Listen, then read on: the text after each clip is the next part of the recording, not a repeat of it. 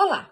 Esse vídeo apresenta questões éticas vividas pelos profissionais da área clínica em psicologia e como essas questões são resolvidas atualmente nesse contexto. Nosso grupo, composto por 6 alunos do quarto período de psicologia, produziu 6 perguntas que foram direcionadas e respondidas por 2 psicólogas aqui denominadas de psicóloga X e psicóloga Y. Acompanhe agora as perguntas e posições por elas apresentadas. Desempenhe uma conduta ética e que siga os direitos das crianças e dos adolescentes em situação de risco no ambiente clínico. Como ajudar a criança e o adolescente que, por conta da classe social em que se encontra, tem um desenvolvimento abreviado dessa faixa etária? Tanto a entrevistada Y quanto a X nos traz a mesma visão, onde dentro do processo de orientação dos pais é possível trabalhar e elucidar a possibilidade dentro da realidade de cada família, de forma que as crianças ou adolescentes se desenvolvam sem prejuízos. A entrevistada Y ainda ressalta que fortalecendo e conscientizando a família sobre a garantia de direitos assegurados pelo ECA, especialmente em seu artigo 7º, a criança e o adolescente têm direito à proteção à vida e à saúde mediante a efetivação de políticas sociais públicas que na Lei 8.069, de 13 de julho de 1990, permitam o nascimento e o desenvolvimento sadio e harmonioso em condições dignas de existência. Somente a clínica é suficiente quanto à demanda dessa criança ou é necessário ampliar as perspectivas para além do ambiente clínico?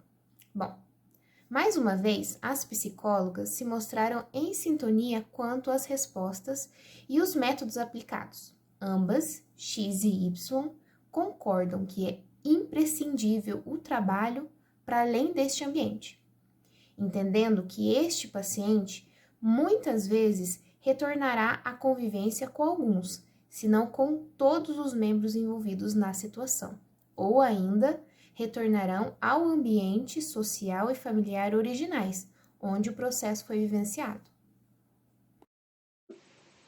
E como você mantém a conduta ética se o caso exigir mais de um profissional? A psicóloga Ellison ilustra sua resposta com o artigo 6º do Código de Ética Profissional, que diz: o psicólogo, no relacionamento com profissionais não psicólogos, a. encaminhará a profissionais ou entidades habilitados e qualificados demandas que extrapolem seu campo de atuação. B. compartilhará somente informações relevantes para qualificar o serviço prestado, resguardando o caráter confidencial das comunicações, assinalando a responsabilidade de quem as receber de preservar o sigilo. E a psicóloga X reforça dizendo que em caso de trabalho juntamente com um outro profissional, somente informações a serem tratadas pelo profissional em questão serão repassadas com autorização da criança ou adolescente e pelos seus responsáveis. Além disso, o contato constante é indispensável para que o trabalho ocorra na mesma direção. Na quarta pergunta, apresentamos o evento em que alguns pais querem participar das sessões com os filhos. O quão importante você considera o envolvimento dos pais na consulta? Como você normalmente trabalha com esse tipo de insistência da parte deles em participar da terapia dos filhos? A psicóloga X apontou que logo na entrevista inicial, as regras dos atendimentos são passadas para os pais, onde normalmente informa que as sessões acontecerão entre a psicoterapeuta e a criança ou adolescente, e que caso considere necessário, serão agendadas sessões juntamente com os pais.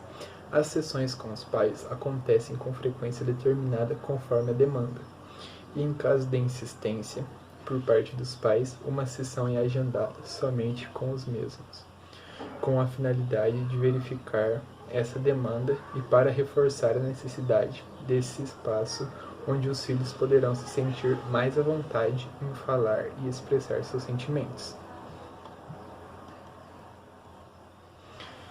Já a psicóloga Y apontou que é extremamente importante o envolvimento dos pais no processo terapêutico dos filhos. Porém, é importante avaliar o motivo da insistência para tal participação, proporcionando um espaço de escuta para esses pais, a fim de que seja possível detectar as causas de tal necessidade. Devemos levar em consideração que tal participação pode ser uma interferência no processo terapêutico da criança ou adolescente. Para a quinta pergunta, propusemos a reflexão.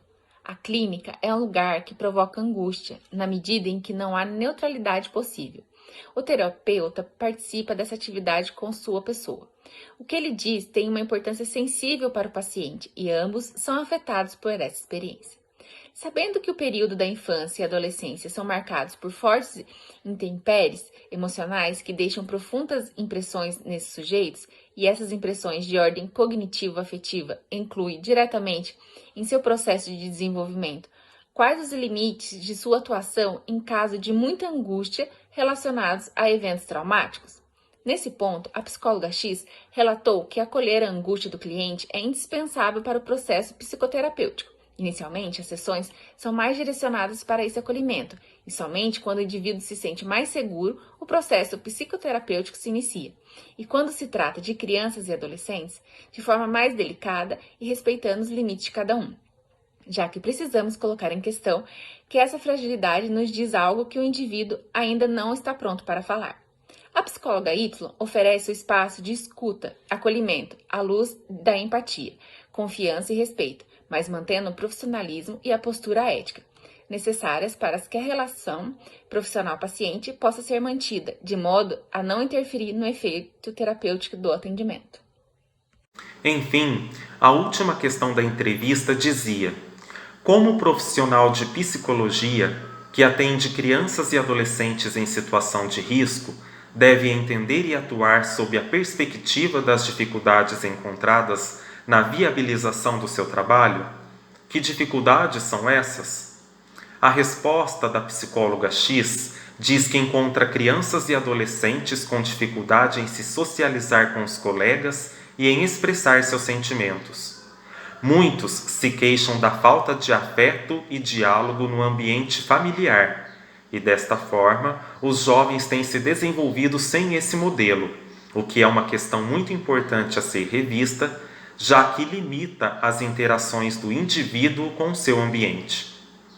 A psicóloga Y abarca que é importante que o profissional de psicologia esteja consciente das possibilidades e impossibilidades existentes nesta atuação, de modo a conter expectativa e frustrações, utilizando-se de ferramentas que possam contribuir para o bom desenvolvimento do seu trabalho, levando em consideração as barreiras, mas encontrando caminhos possíveis dentro da realidade de cada caso indivíduo.